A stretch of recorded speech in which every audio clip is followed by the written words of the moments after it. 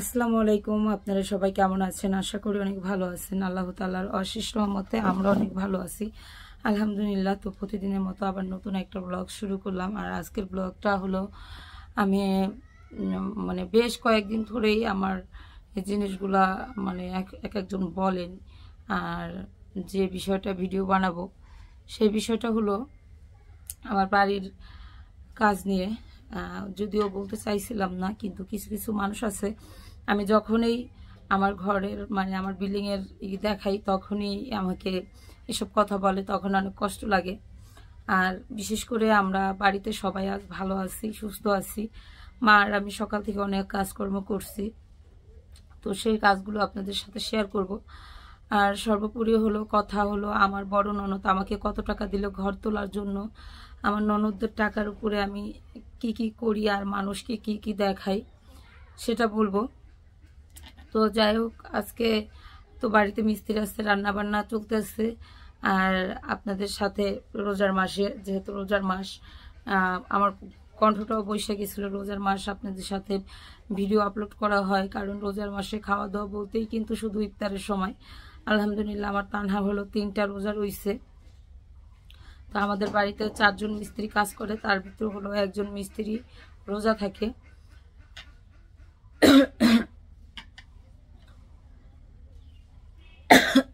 তো যাই হোক, যেই কথায় আসছি, দেখেন আমার বাড়িটা হলো, যখন আমি কিন্তু একদম প্রথম থেকে আপনাদের ভিডিও শেয়ার করি, আর আমার এই বাড়িটা তোলা ধরছি হলো যখন আমার স্বামী বিদেশ ছিল তখন থেকে। তো আমি যতটুকু কষ্ট করছি, যতটুকু যাই করছি, কষ্ট বলেন সুখ বলেন, আমার কাশাইতেছে।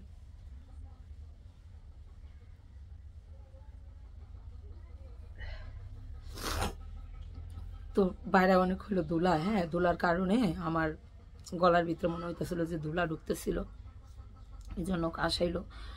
আর মানে অনেকেই যে যে কথাটা বলতেছিলাম,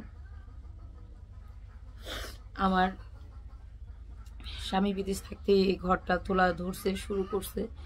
তো তার কষ্টের টাকা দিয়েই শুরু করছে। তো এখন তো সে বাড়িতে দেখা যায় মোটামুটি গৃহস্থালী যা করে, বাড়ির থেকে টাকা নিয়ে তারপরে হলো চকে ফালাইতে হয়।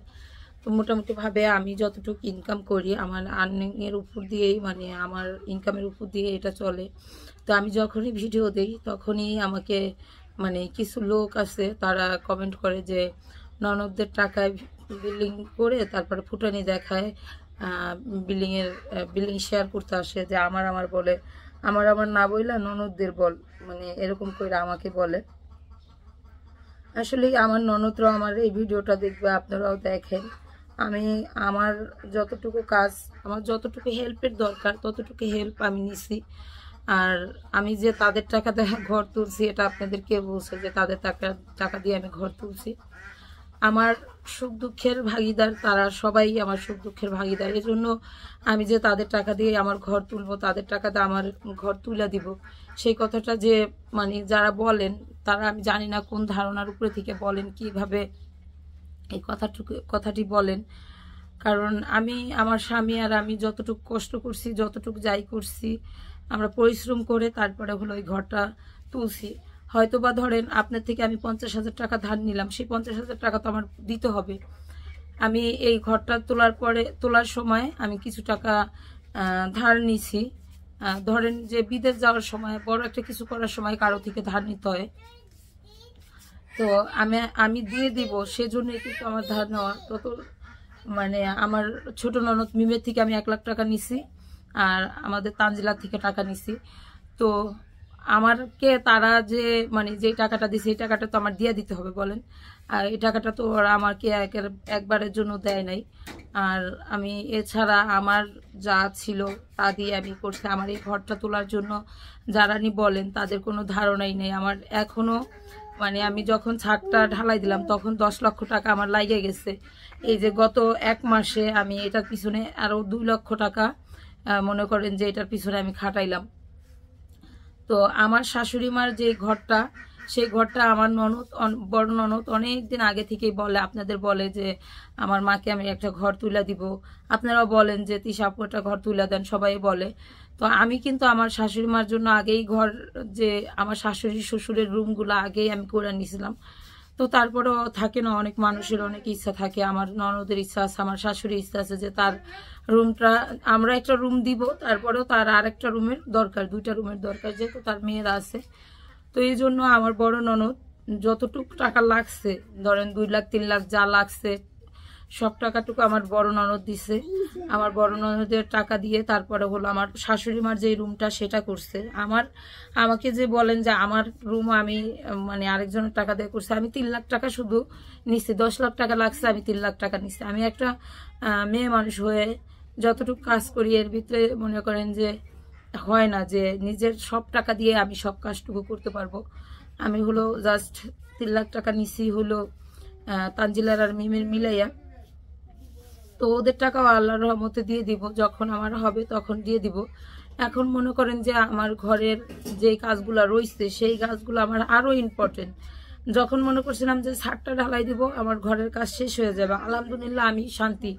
কিন্তু এখন আবার কি হয়েছে বুঝে, এখন আবার ঘরে যাওয়ার আগে যদি টাইস না করি তাহলে আবার আস্তর করব, ওই মাটি প্লাস্টার ওইগুলো সব আমার ভাঙা হয়ে যাবে।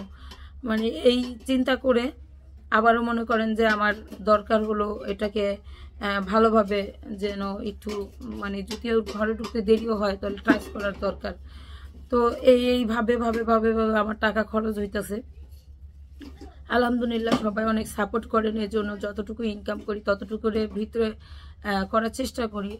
আর হয়তো বা অনেক আহামরি বিলাসিতা না করি, যেমন আছি ভালো আছি। অনেকে হয়তো বা বলতে পারেন যে মানে এরকম জীবনযাপন করে কেন এত বড় একটা বিল্ডিং দিতেছি, এইরকমও বলতে পারেন। আমি জানি না কে কীরকম করে যেন মানে বলেন। তো এ আর কি। আর আমার বড় ননদের বাড়ির কথা বললে কি বলবো, বাপে ভাই কি শুধু দেখি ফোনে কথা হয়, আর এমনিতে তো মানে আপা কোনো ভিডিও দিতেছে না। তো যাই হোক, অনেকে হয়তো বা অনেকেই বলছেন যে আমার বিল্ডিংটা আমার ননদের টাকা দিয়ে মানে আমি বিল্ডিং করছি, কেন তাদের কথা বলি না।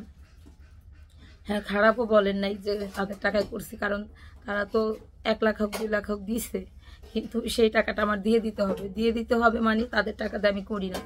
কারণ যদি বড় কোনো টাকা কোনখানে খাটানো হয় তখন 1 লাখ টাকায় হয় না, তখন একজনের তখন হেল্প নিতে হয়, সেই হেল্পটাই আমি তাদের থেকে নিছি। আর বিশেষ করে আমার এই ঘরটা তোলার এখন তো কারণ আমি এখন যত কষ্ট করে হোক তুলতেছি, আমাদের বাড়িটা নিয়ে ঝামেলা আছে, সবাই জানেন বাড়িটা নিয়ে ঝামেলা। সেই ঘরটা তোলা হয়ে গেলে বাড়ির ঝামেলাটা নিয়ে আমি মুক্তি পাবো। তারপরে আমার শ্বশুর শাশুড়ি আল্লাহ না করুক কতদিন বাঁচে, আমার শ্বশুর শাশুড়ি মনে করেন যে থাকলো। এই জিনিসগুলা অনেক বড় পাওয়া। হয়তো বা আমি কখনো আমার মনে হবে যে আমি ঘর তুললাম কিন্তু আমার শ্বশুর শাশুড়ি থাইকা যাইতে পারলো না, এই জিনিসগুলো যেন না মনে হয়। আর আমি সবসময় বাবা মাকে নিয়ে শান্তিতে থাকতে চাই, ভালোভাবে থাকতে চাই, ভালো থাকার চেষ্টা করি, যে যাতে কিভাবে আমরা ভালো থাকতে পারবো সেই চেষ্টাগুলো করি। তো যারা যারাই আমাকে বলছেন যে আমি অন্যের টাকা দিয়ে ঘর দিয়ে আমি ফুটানি করি, তো তাদের একটু হলেও তাদের বুঝতে চেষ্টা করবেন যে না, আমি আমার টাকায় ঘর করতেছি, আমার টাকা দিয়ে আমি ঘর করতেছি। হেল্প নেওয়া মানেই আরেকজনের টাকা দিয়ে ঘর তোলা না। আমার শাশুড়ি মার ঘর তোলার জন্য আমার বড় ননদ সব টাকা দিচ্ছে। আমার বড় ননদ বলছে যে আমি এই ঘরটা আমার মাকে আমি তুলে দিব, তোমাদের যত টাকার দরকার আমাকে বলবা, যখন যত টাকার দরকার তখন আমাকে বলবা, আমি অত টাকাই দিয়ে দিব। তো আলহামদুলিল্লাহ সে যখন যা টাকা লাগে সেই টাকাই দিতেছে। তার মাকে ঘর তুলে দেওয়ার মতো তার যথেষ্ট পরিমাণে তৌফিক আছে। আল্লাহ তৌফিক দ্বারা আরও তৌফিক দেখ যেন সে কাউকে দিতে পারে। আর এখানে তো মা বাবাকে দেওয়া মানে অনেক মানে বাবা বেতা পেয়েছে অনেক কিছু। আর প্রত্যেকটা মেয়ে ছেলেই চায় যে তার মা বাবাকে দিতে মন চায়। আমার শাশুড়ি মার রুমের সাথে যেই ঘরটা, আমি আরো অনেকবারই বলছি আপনাদের, আমার শাশুড়ি মার রুমের সাথে যেই ঘরটা, ওই ঘরটাই মনে করেন যে আমার শাশুড়ি মার জন্য আমি আগে থেকেই উঠেছিলাম, আর ওই ঘরটায় আমার শাশুড়ি মা থাকবে। তো যাই হোক, হয়তো বা অনেকেই অনেক ফিলে কথা বলছেন, অত ফিলে না বলি, কারণ আমার ও তো একটা আছে। তো ভিডিওটা দেখতে থাকুন, যদি ভালো লাগে অবশ্যই একটা লাইক দিয়ে দিবেন। আর চলেন দেখবেন আমরা কি কি করতেছি আজকে বাড়িতে। আসসালামু আলাইকুম, আপনারা সবাই কেমন আছেন? আশা করি অনেক ভালো আছেন। আল্লাহ তাআলার অশেষ রহমতে আমরা অনেক ভালো আছি। তো শুভ সকাল। আজকে সকাল সকালেই অনেক কাজ করার পরে আপনাদের সাথে যেখান থেকে শেয়ার করলাম সেখান থেকে হলো আমরা এই ঘরটা হলো খালি করব। আমাদের এই ছাদটায় আমরা যেহেতু আমি আমার পাকের ঘর মানে চলাফেরা সব কিছু যে সাইডে পাকের ঘর থাকে ওই সাইডেই থাকে। তো এই ঘরটা হলো ক্লিয়ার করে তারপরে হলো দেন আমি এখানে মুরগের যে ফার্ম বলে মুরগের ফার্ম করব। এজন্য হলো এই ঘরটাকে আমি হলো ক্লিয়ার করতেছি।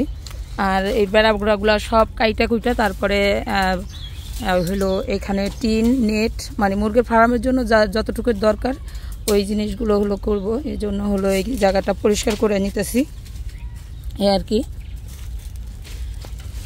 এই ছুড়ে এলাম তুমি উহানে হালাও, এই ছুড়ে এলাম। এই যে কাগজটা দিয়ে বাঁধ দেওয়া আছে।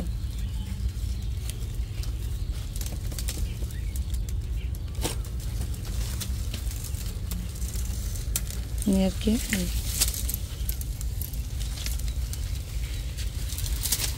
গাড়িটা বড় এখানে আনলো কোন সব পোলায়।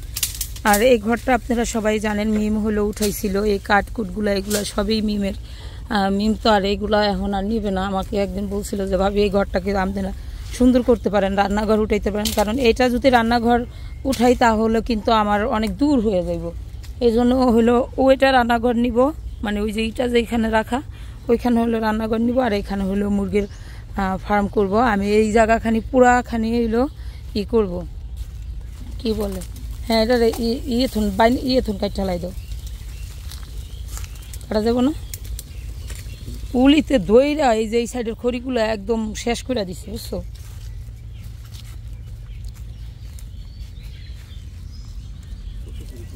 কানা রাব্বু এটা এটা ওটা তো আনছি 5 ফিট না, আমি চাইতেছি এখান থেকে 5 ফিট উপরম লাগামো। লাগানোর পরে এই নিচে যে এখানে থাকবো এখানটা না ইট না এখানটা টিন দিয়ে দিব, তাহলে ওই যে বৃষ্টি আইলে বৃষ্টির যে পানিটা ঢোকে না এমনি বাড়ি খেয়া ওই পানিটার ভিতরে যাইব না। হ্যাঁ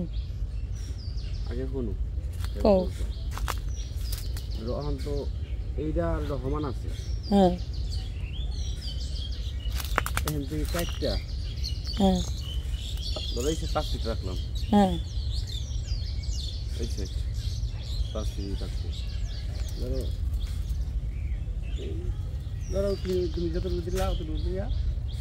না কাটার দরকার নেই তো কানার বাবু। টিনের তো আমাকে অভাব নেই, নষ্ট টিন কত টিন আছে না।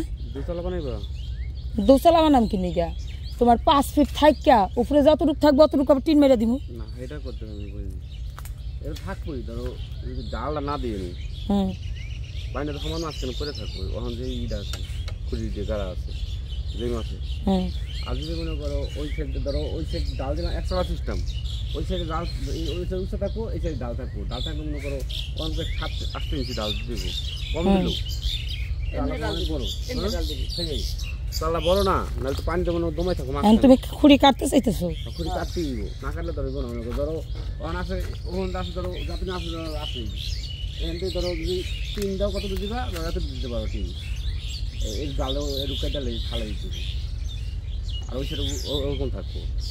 আচ্ছা যাই হোক আমরা এগুলো বাইর করি তারপরে হলো এখানে হলো ই করবো। কি করবো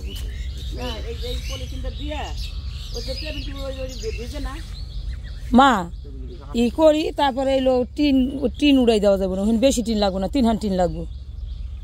যদি টিন থাকে টিন উড়াই দিব নি। তো টিন আছে না, টিন উড়বো নাকি